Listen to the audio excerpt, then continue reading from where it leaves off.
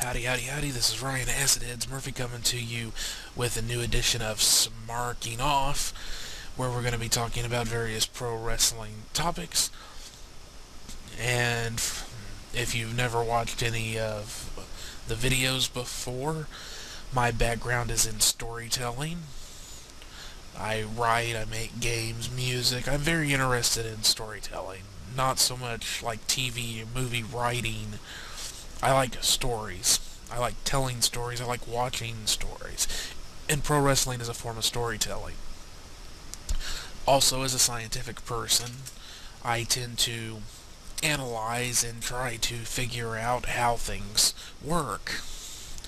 And since I'm very interested in storytelling, I like to understand how storytelling works, including pro wrestling. So I watch a lot of stuff like kayfabe commentaries, guest booker, so I can get a better understanding of how pro wrestling works and how it all comes together. And as a fan of Smark, I also believe strongly that sometimes having an outside point of view can be very useful, because you have that whole can't see the forest for the trees thing, that if you're too close to something, it can be hard to see the bigger picture. So as an outsider, I have a different perspective, which I try to use in a useful, constructive way. So for this one, we're going to be talking about who can main event. Who can be a main eventer? Who can be your title holder? Well, I honestly believe anyone can. You might think that's crazy. Like, no, not any, but just anybody can be a main eventer. They have to have that it factor. Bullshit. Yeah, there's always going to be some of those people who is like Odin, Gilgamesh, Zeus, and Ra. All bless them. Shiva. All them motherfuckers.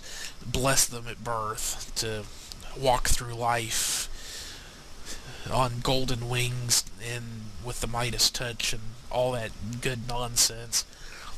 But they're few and far between.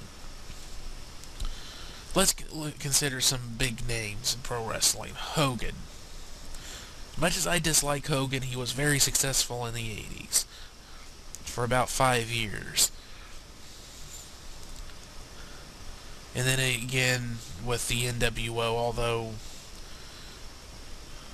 from everything I've ever heard about it, they never actually made any money. WCW was still in, non-profitable, except for 98, which was because of Goldberg. Irrelevant, really. But Hogan was successful. He wasn't at first. In fact, at points he was shit. He wasn't getting any response from the audience. He couldn't work a match. It took people working with him and leading him around by the nose and, pushing him. And not just in the pro wrestling sense. I mean, pushing him to keep going. To turn him into, for him to get where he was. Or get to what he became. Steve Austin. Consider Stone Cold Steve Austin. Did anybody give a shit about him in WCW? No. I'm sure he had his fans, but did anybody think he could be a main eventer there? No. When he first went to that other company, that I try to never say the name of that company because I have some serious issues with them.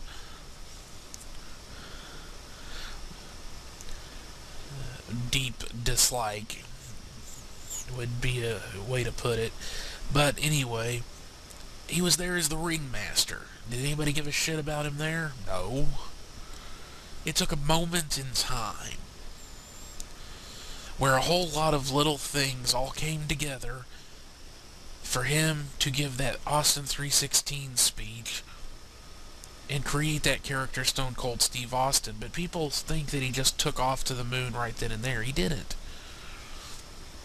He got more successful and people started paying more attention to him. But unfortunately, he got injured. What really catapulted him into superstardom, unfortunately, he got injured, and it was coming back from that injury. If memory serves, he got into the feud with Vince McMahon, who finally got to be $1 Million Man himself instead of living vicariously through Ted DiBiase. Because honestly, that's the only character Vince McMahon ever actually created that was successful, and it's because it was him. He didn't come up with The Undertaker, and The Undertaker only worked because of the man working the gimmick. Let's be real here. On paper, The Undertaker is just as goofy as the Gobbledygooker or any of the other ones. It took the man doing it to make it work. So Vince finally got to be the evil millionaire boss that he always wanted to be. And Steve Austin, the blue-collar, rough-and-tumble redneck brawler, became the man of the people. Becoming Austin 316 Stone Cold Steve Austin helped. It pushed him. But it took something unfortunate, an injury, and then the factor of the evil boss trying to take away his livelihood for his own good. It took all of those things to really make Stone Cold Steve Austin the superstar we all know today. Well, those of us who saw it, lived through it. He didn't have an it factor. I'm not saying he wasn't talented or that he had nothing going for him. That's not what I'm saying at all. He also spent some time in ECW, and that's kind of where he learned to talk. And he picked up some other stuff from ECW, let's be honest. He more kind of borrowed his finisher from Mikey Whipwreck, and he borrowed drinking beer from Sandman. And he started really learning how to talk and how to become Stone Cold Steve Austin in ECW. That's where the seeds were planted.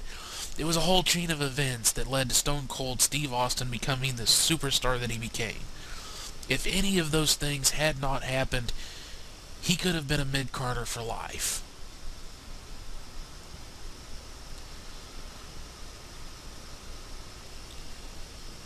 He didn't have some magical, innate it factor that just decreed that he was always going to be a superstar. He had to work hard to get there. And he had to go through some different things in his life, some of them incredibly unpleasant, to get to where he got. Sometimes it's talent, sometimes it's perseverance, sometimes it's sheer fucking luck. And no one exemplifies that more than Stone Cold Steve Austin. Because, like I just said, some of it was just sheer luck, some of it was having to go through some very painful experiences, having to change things up, having to change who he was and how he was working. Having little moments that you can't predict and you can't plan for, you can't force. Having those little moments happen. Having to go through an injury. But on the other side of that injury was the promised land, so to speak. Let's consider Rocky Maivia. When he first was introduced, he was no star.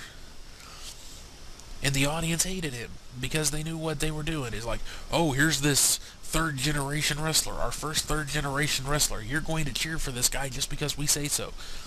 The audience was having none of it. If he hadn't had the balls, the foresight to switch shit up and become heel and work with what the audience was doing, we would have lost out on a giant. If the audience had responded to him differently, if they had cheered him, we would have lost out on a giant in terms of pro wrestling stardom.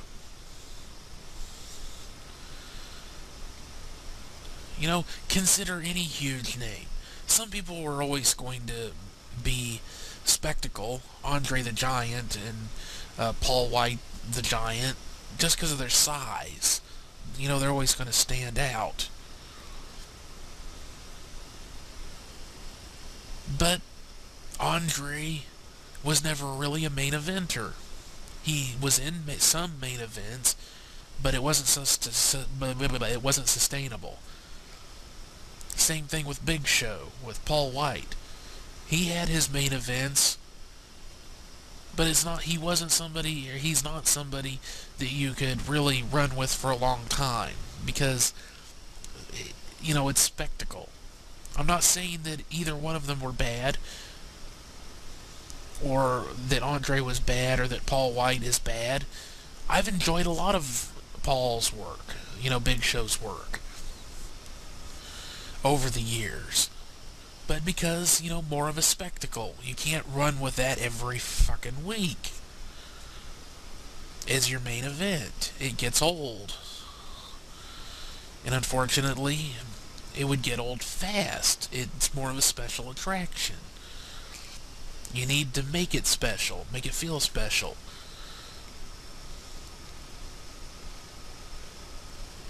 So, can anyone actually main event? Yes. You just have to find your thing. Unfortunately, people don't want to really do heel anymore because of the merchandise sales and whatnot. That's where a lot of wrestlers are making their biggest money these days, is in merchandise sales, t-shirts and stuff. So nobody really wants to work heel, because then they lose out on merch, which is unfortunate. Because some of the biggest feuds in history are always going to be somebody that the audience really doesn't like going up against somebody that the audience really does like.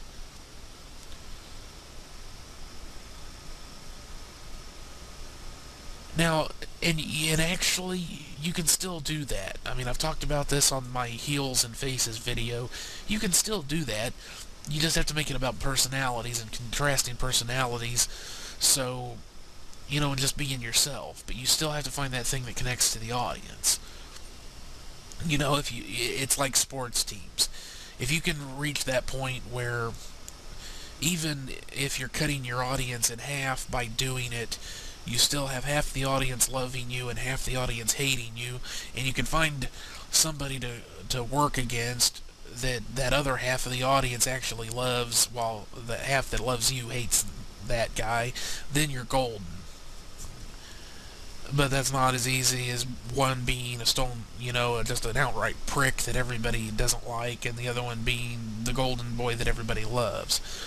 That's easier to do. Or it used to be. But merchandise sales, all this stuff factors in various ways, but when it comes to who can be a main eventer, anybody can. I honestly, firmly believe this.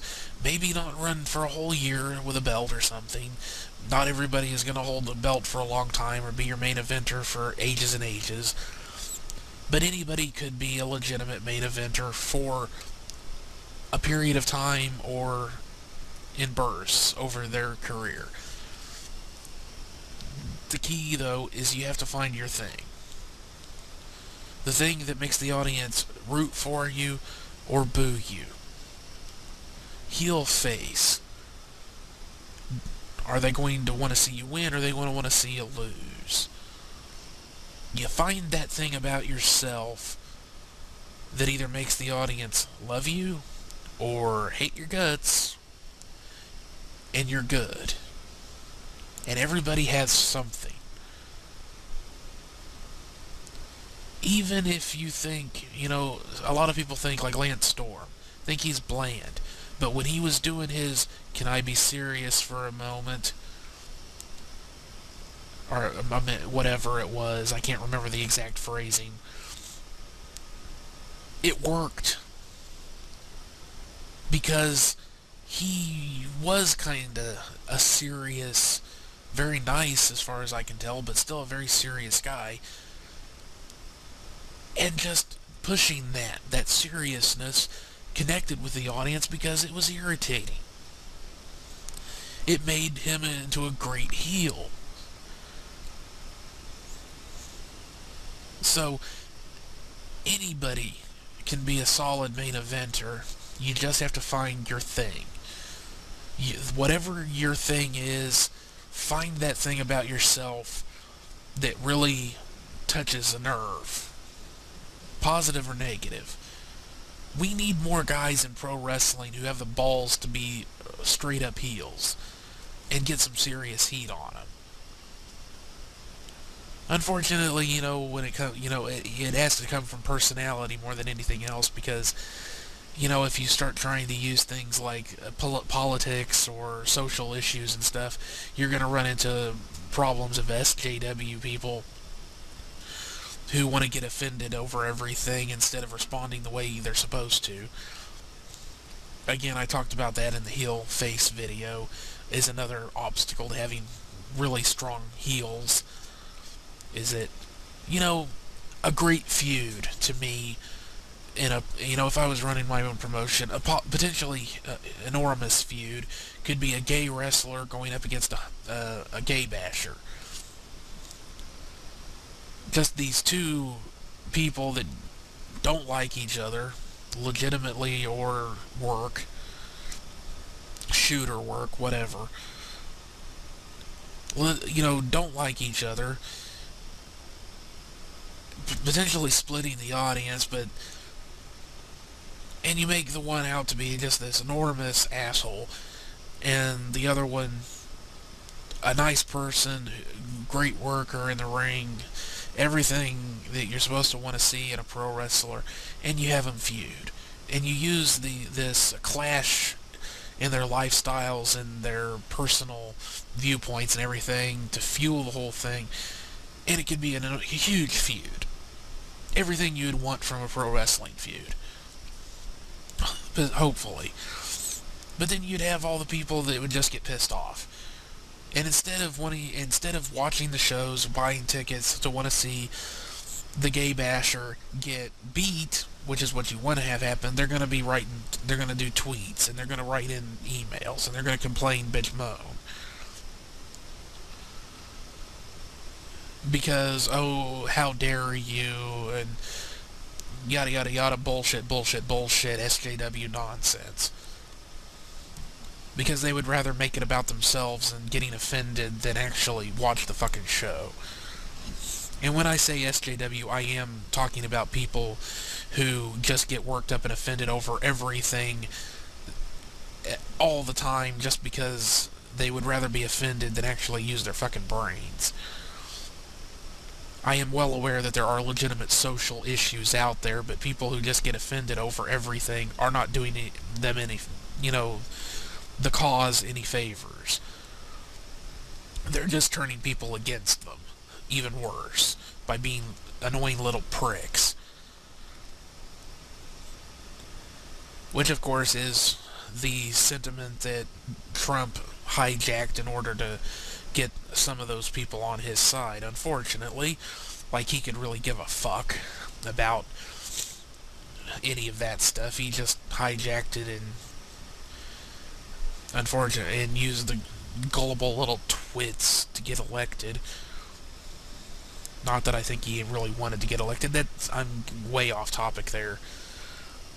But still, it's a problem with doing heels, proper, good heels, is that you can't get away with doing politics and social issues anymore and being topical in pro wrestling, because again, I've talked about it before, but pro wrestling just has this weird thing. It's not like a TV show. There's no credit sequence. It's too close to life, which is where it kind of has a disconnect for a lot of people. It's too close to real for the people who want fiction. It's too close to fiction for the people who want real. It's right there in the middle. And in the middle isn't where a lot of people like to be. They want to be at the extremes, unfortunately. But I think that's one of the reasons why I like pro wrestling so much, is that I'm also one of those people that's kind of right there in the middle. I try to see things from both sides and then work out logically which is more valid. or if neither is valid and there's actually something that is more valid, and but again, kind of really off topic. It's just the point is that I really believe that anybody can be a main eventer, basically. I mean, I'm rambling off and going off on tangents, but bottom line is I do believe that anybody can be a main eventer if they can find that thing within themselves that connects to the audience. If you can do that, then you can be a main eventer. You may not be a main eventer for a long time, you may not become a superstar, but if you can find that thing that connects to people and makes them cheer you or makes them boo you, then you can be a main eventer. You can have some time in the sun. I firmly believe it. I think it's been proven time and time again by people who have made it to superstardom. And like I said, they didn't do it by being it. They didn't have some magical it factor. It took time and effort and perseverance and luck. Happy little happy little accidents, as you say. The happy little accidents. And you have yourself some happy little trees with your happy little accidents. So, that's it and then some for this edition of Smarking Off. Thanks for listening. I'll see you on the next one. Bye-bye.